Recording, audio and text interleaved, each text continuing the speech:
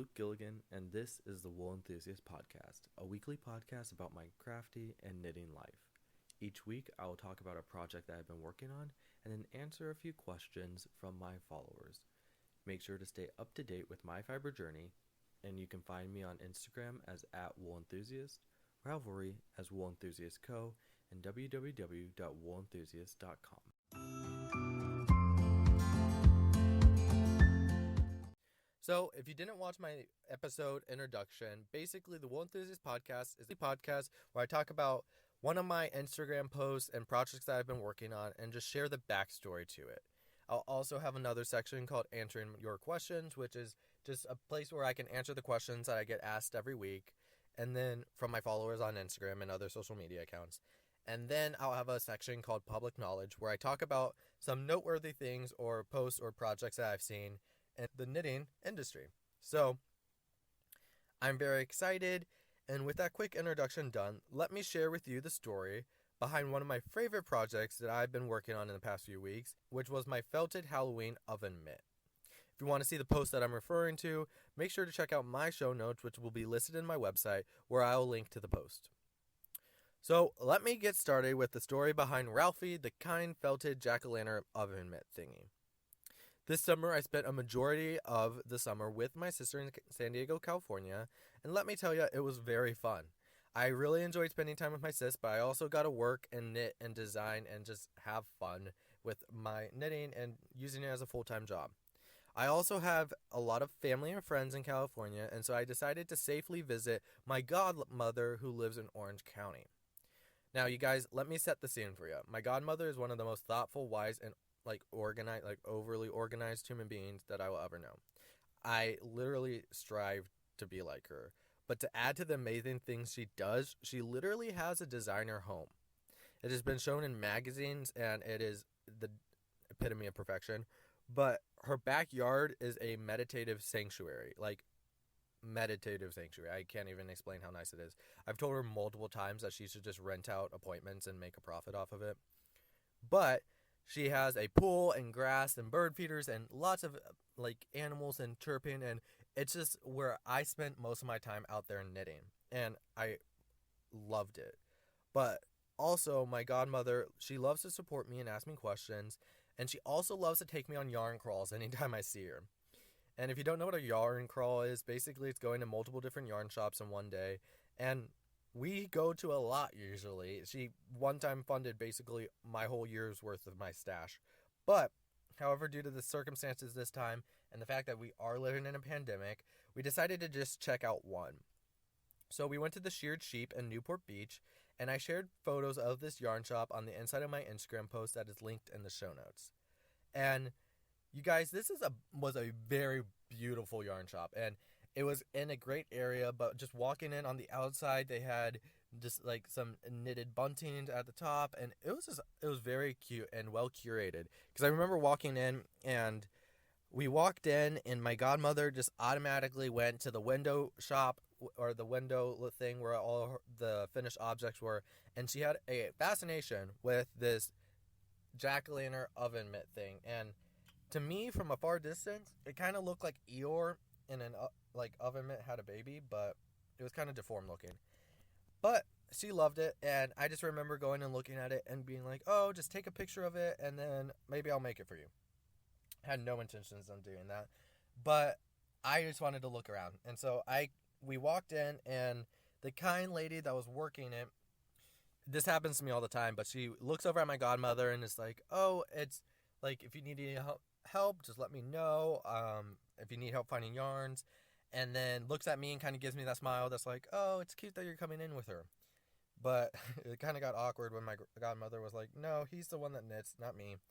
But the lady was really nice, and she started asking me questions and showing me around, and it ended up being fun. But I just laughed because that happens to me all the time, and I don't know, it's normal to me, so I only go to yarn shops that know me, so I don't have this awkward introduction, because usually if I walk in a yarn shop that doesn't know me, I kind of just walk around and then go check out, because no one comes up and talks to me or something. I mean, it does look weird because I do wear sweatshirts and Vans, they're like my school uniform, and so I do look like I just woke up and it's kind of just like a weird teenage dude just walking around a yarn shop. But anyways, this yarn shop had some amazing brands, and it had Blue Sky fibers, which is for me hard to find, and so I was very impressed. But I remember I really wasn't looking for anything, and so I didn't want to buy anything. And we were walking out, but my godmother went back to that oven mitt thing, and she really wanted to throw in some major hints. So I went over and I was like, okay, I'll make this for you. And the lady that was working there was like, hey, I'll make you a kit because we sell the pattern and we have a great yarn for it. So it's like, okay, I'll get that. And after some close examination, I was actually very interested in making this because I've never felted anything before. And so we bought the kit and then we went back home. And I just remember that day I was going home back to my apartment on the train. And so I was taking the train from Orange County to San Diego. And I got the needles there. So I cast it on and I did the whole 2-hour train ride. And then I went home and watched one movie and I finished it. And I was just shocked at how fast it was to make. And I guess I just probably should have researched what felting was because I didn't really understand the process. Because I was halfway through making this felted mitt and it was massive. And I was like, who in the hell has like this big of, or who in the heck has this big of hands, but also would want this big of an oven mitt? But I finished it nonetheless. And I just remember that I didn't want mine to look like Eeyore was the baby daddy. So I decided to not sew on the black face until after I felted it, because I was going to be going back to my godmother in about 2 weeks later. So fast forward 2 weeks, we get back to my godmother's house, and I was ready to felt this thing. And so I imagined some like hot water cauldron, like Little House on the Prairie, laundry doing situation. But it was actually a lot easier than that because she just went, grabbed it, and threw it in the washing machine. And 10 minutes later, it was completely done and felted. And it looked great. And so she felted it, we let it dry, and I didn't realize the drying was going to take all day. Usually my knits take like 30 minutes, but it took all day. And so I remember going back and grabbing it, and then I started to sew on the face, and I remember why I don't crochet, because I hate crocheting because I can't ever make anything like symmetrical, and I'm a perfectionist. So I ended up trying like 5 times making this face, and finally my godmother just took some of the pieces that I had and just sewed it on, and she made it look great, and it turned out great. And then I also decided to make it look like a pumpkin because she wanted to be able to hang it with her other oven mitts. And so I basically did a little bit of a green I-cord at the top, and then I did a single crochet loop, and I sewed it on, and it looked great. It looked like a jack-o'-lantern, and it didn't look like Eeyore's baby daddy. So I named him Ralphie, and yeah, that was basically the story. I think I'm going to continue to do these felted things because I'm intrigued. So I want to do a witch's hat using the leftover yarn from Ralphie. And then I also, for this like December, want to do a snowman and then maybe a Santa or something. It'll be fun. I really enjoy these. I used the pattern. It's called Oven Mitts, and it was adapted by Martha Lyons. You can find it on Ravelry. And I use Plymouth Yarn Company Galway. So again, I'll link to all of this in the show notes, but if you guys want to check it out, go over to my show notes and basically check it. You can get the pattern there. So that's the background story of that great Instagram post that I loved. And if you guys want to go look it up, go follow the Sheared Sheep, check them out. If you're in Newport Beach, go check them out. But now I'm going to move on to my next segment, which was called Answering Your Questions.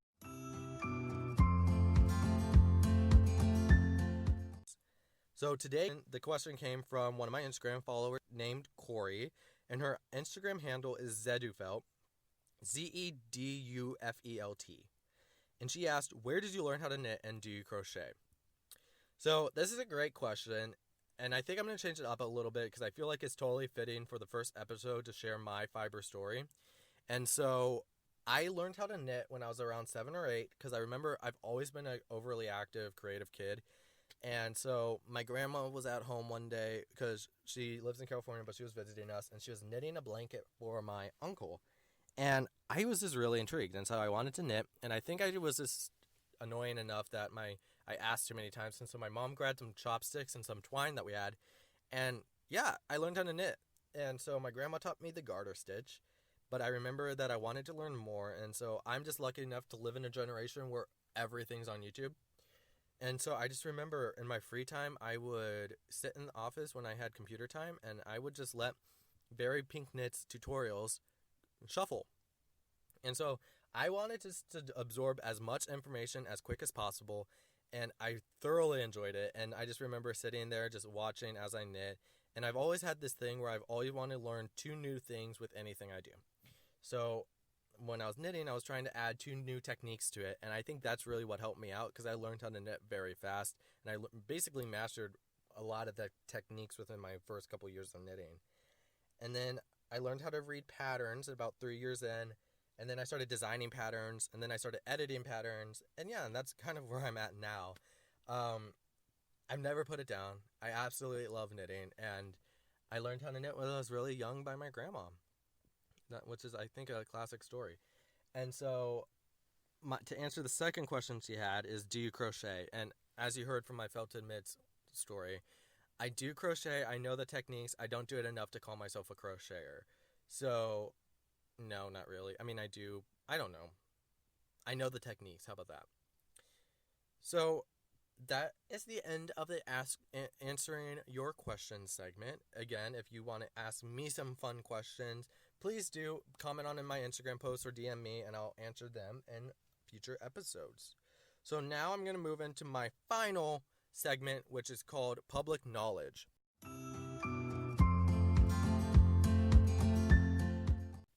And so with the public knowledge one, basically I just want to show you some noteworthy things that I've seen on Instagram, or something that's taking place this week or last week. And so I only have about one thing that I want to share with you guys today, and it's called Revel Knitwear. So it's REVEL Knitwear on Instagram, and I will link this again in my show notes. And the owner of it is called Shannon. And let me tell you, I found Shannon on YouTube, and she does time-lapse videos of her knitting projects, and they're like sweaters, and I was just amazed. And I remember binge watching them one night, and I did it way too late, but I watched all of them, and it's just amazing to see what she does. So I then went and found her on Instagram, and I will link to the post that caught my eye, and it's just this rainbow chunky knit garter sweater. And so she sells all of these, like her actual finished objects, she sells them. And she's a knitwear design company, and I'm in love. I think you guys should check Shannon out. It's amazing. But if you also want to watch some amazing time-lapse videos of someone knitting a sweater, go do it, because it is literally eye candy. It's super fun to watch. So that was my public knowledge post that I wanted to share. And again, the sweater is amazing. Go check it out. But I also know that Vogue Knitting Live is happening this weekend, August 13th to the 16th. So if you guys have attended that, let me know. I wish I usually teach them, but this month I couldn't, because I'm about to go to college in a few days, and I just needed time to work and focus on stuff at home. But let me know how it went. What did you learn? Who did you take classes from? They're always super interesting, and I love just seeing that. I take most of the classes when I'm there, and so just let me know. I think it'll be super fun just to see what things are happening with that new, because I know a lot of new teachers are there, and just what classes are being taught, and I'd love to see your guys' work from it. So that is the first episode of the Wool Enthusiast podcast. I know it's a little choppy, and I know it's a little awkward, but I hope I'm getting used to it, and I hope you guys can help me out. Let me know what things I should change. I hope that as I start to do it more, I'll get more relaxed and used to doing it, and it'll be more like a podcast rather than I'm forced to read an essay in front of my whole class in school type feel. But I hope you guys have a great weekend and enjoy your day. Again, follow me on Instagram as @WoolEnthusiast and Ravelry as Wool Enthusiast Co. And then you can find my show notes on www.woolenthusiast.com. I hope you guys have a great weekend, and happy knitting.